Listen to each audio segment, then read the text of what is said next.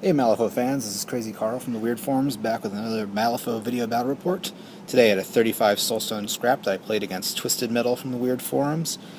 I was playing the good Dr. Douglas McMourning, and Chris was playing Leviticus. Very tough match.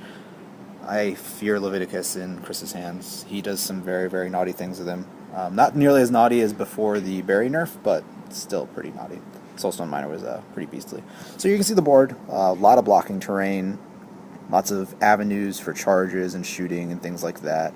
I would make very big use out of that hill in the center there. So for strategies and schemes, Chris had Claim Jump, which was right in front of the big Temple of Skulls there. I had Distract. Chris took Steel Relic and then hit Assassinate. I had Breakthrough and Stake a Claim on that hill in the top center. So here you see this shot of me after the first turn. I moved up my crew, which consisted of McMourning, Betty Noir, Von Schill, 2 Rotten Bells, Night Terror, a Zombie Chihuahua, and a Cannon Remains. And I just did a general advance. I actually was able to lure up one of Chris's Cannon Remains. He got a little bit sloppy and gave me a bit of an opening. So here we can go into Chris's crew. Chris had Leviticus, Jackdaw, Rusty Alice, a Watcher, 2 Rotten Bells, just like me, a Necropunk, and a Cannon Remains. And the Cannon Remains, he moved up in front of Leviticus for some reason. Not really sure why. I think he meant to move it behind and just didn't. And that meant I was able to lure it up, and I was able to slice it up on my turn 1 with a charge from Leviticus. Or, no, not a charge from Leviticus, a Scalpel Slinging from McMourning. And it was pretty good. They put me up a good chunk of body parts, and it meant that Chris was down his second Hollow Wave, so pretty big deal for him. So here you can see I moved up my Night Terror to kind of engage with his guys on that side of the board. This is on the left side of the board from when you started looking at it. The Bells were involved in a luring war.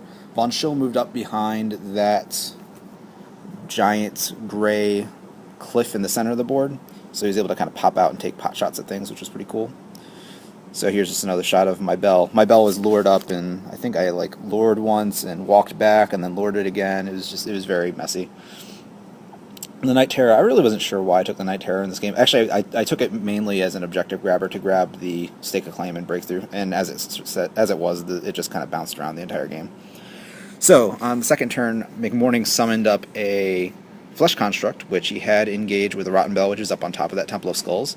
There you can see Jackdaw was in position to give me a hard time. The Rotten Bell didn't do much.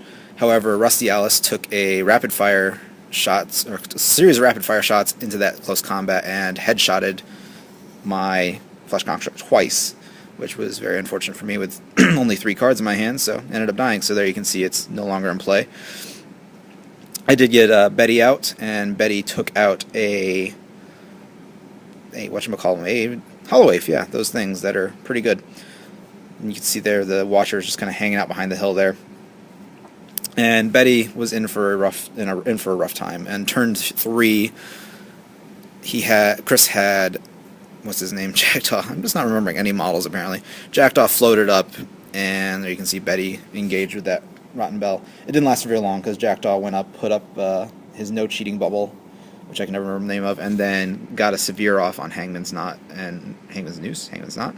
His spell, which does 4 damage as opposed to just plinking me a little bit, and killed Betty. And I decided to go for the attack on the Rotten Bell as opposed to trying for the long shot of burying. And I was hoping to get a Slit Jugular off just to deny Chris some cards, but wasn't able to do so. Very sad times for me. So, boatload of body parts up there, which I had my Zombie Chihuahua walk up and grab them all and drop them back off with McMourning. And here you can see I moved McMourning around the battlefield, around the side of the hill. I wasn't really sure what I wanted to do with him. I didn't want to summon anything because I thought it would just die. So I decided to just try and kill the Watcher off, which, as it were, I Scalpel Slinging in, and I moved up twice, Scalpel Slinging, then didn't do anything, just walked away from it because I didn't want to be engaged with it.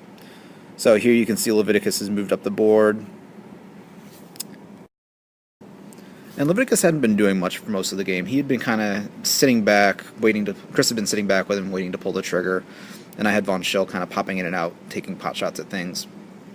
Not really able to finish anything off. I think he killed off a Bell on turn 3, but other than that, he didn't do too much. So speaking of turn 3, the end of that happened, and turn 4 came around, and I decided it was time with McMourning in position where he was to try and get some damage done. So what he did is he charged a waif, killed the waif off, and then he scalpel slinging up to McMourning, or to Leviticus, and he got a severe off on his scalpel slinging attack, which was pretty cool, and ended up not pulling much off. And I tried for a dissection, which ended up not killing him off, so it was pretty bad. The picture you saw there was after Leviticus killed himself with an ability.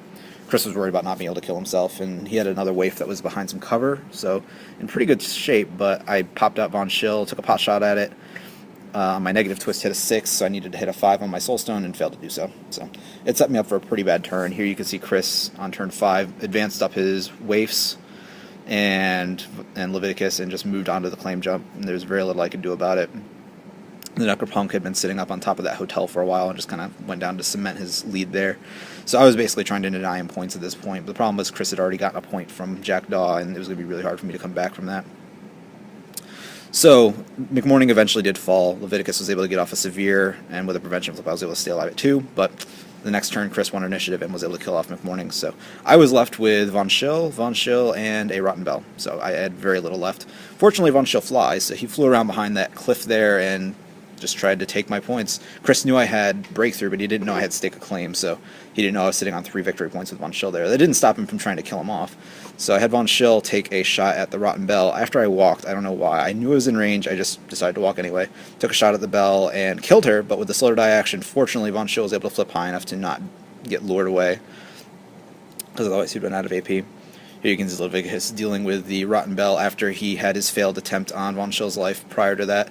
At the end of turn 5, Leviticus took a couple shots at Von Schill, got him down to 1 or 2 wounds, but with his, he wasn't able to kill him off because he wasn't able to get off on natural wasting, because due to the cover he was at a negative flip, and I was able to keep myself alive with flipping just high enough on my Soulstone flip to stay alive. So very, very close. Chris almost walked away with the game with that play because I just messed up.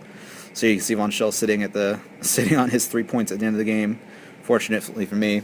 So Chris was unable to get Leviticus into my deployment zone, so that meant I got 2 points for my distract, I got 2 points for my breakthrough, and 1 point for my Stake of Claim because I killed off that Rotten Bell to keep my breakthrough. However, Chris was able to get all of his points for claim jump. He never stole the relic because he forgot about it. He did not get off the assassinate, and he killed something with Jackdaw, so a very close game, ended up in a draw, 5-5, so very great game, had a lot of fun. I really hope you guys enjoyed it, and I'll see you guys next time.